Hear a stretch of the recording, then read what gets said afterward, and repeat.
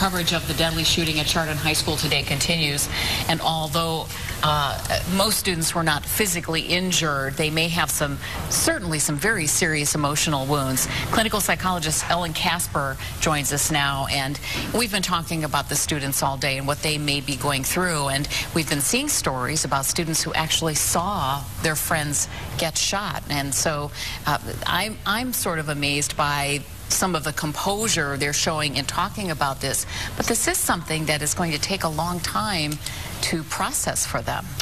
Correct. I think we've only seen the very tip of the iceberg regarding the various stages of ongoing recovery.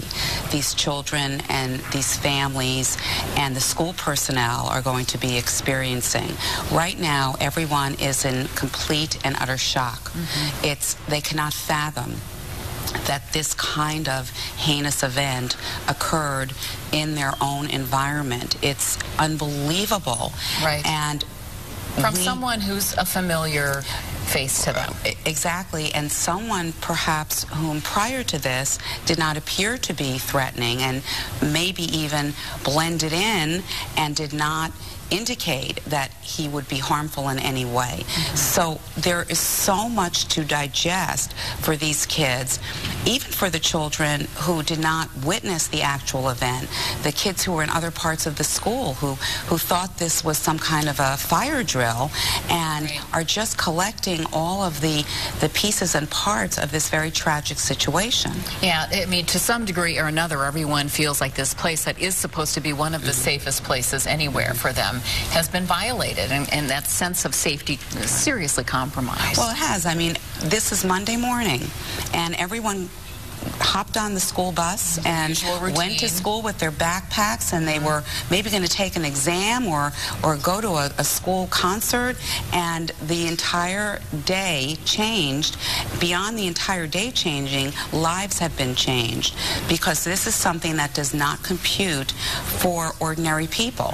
And yet we know that this kind of event can happen in any community, anywhere, in any kind of situation where we have a very troubled individual who, for reasons we're still sorting out, has reacted in a way that has been so violent and has not only ruined the lives in some ways, at least temporarily, of the victims, and certainly one victim is gone, but his own life has forever changed. Right. Yeah, I'm also thinking about the teachers there, you know, some of the heroics that happened during this event today, and, you know, that here they are. I mean, they have to be the protectors of these students, the teachers, but they also are dealing with this in their own way as well. Well, exactly, because as protectors, they take this inner oath to keep the children safe, and yet, even though everyone tries to be very prepared, particularly in the environment today where children do act out, and sometimes the school personnel do not predict it, and they can't see it coming. So here we have a situation where on an ordinary day, the teachers were caught off guard, and now they have to deal with not only the children's fears, but their own fears as well in this very long recovery process. I want to talk a little bit about this alleged shooter here, and who we know had a less than ideal circumstance as he has been growing up. You talk about how, you know, people don't see this coming. What are your thoughts about how people could better focus on kids who might be at risk, in a risk area for this kind of behavior?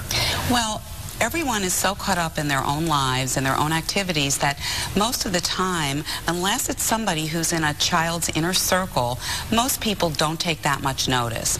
However, in a school system, we do have lots of individuals who do pay attention to the students, whether it's a coach or a teacher or an advisor. in addition to family members as well. So maybe the children around this individual did not notice any change in behavior, but it's so important for individuals who have some connection to a kid to look for aberrations in how he's acting, if he's more withdrawn, if he seems more angry or abrupt, if he's not showing up for class. And once again, the family is the greatest resource for helping us, the school personnel, understand where a child is in any given moment, emotionally. Dr. Ellen Casper, thanks very much for taking time to talk to us about this tonight. We appreciate it.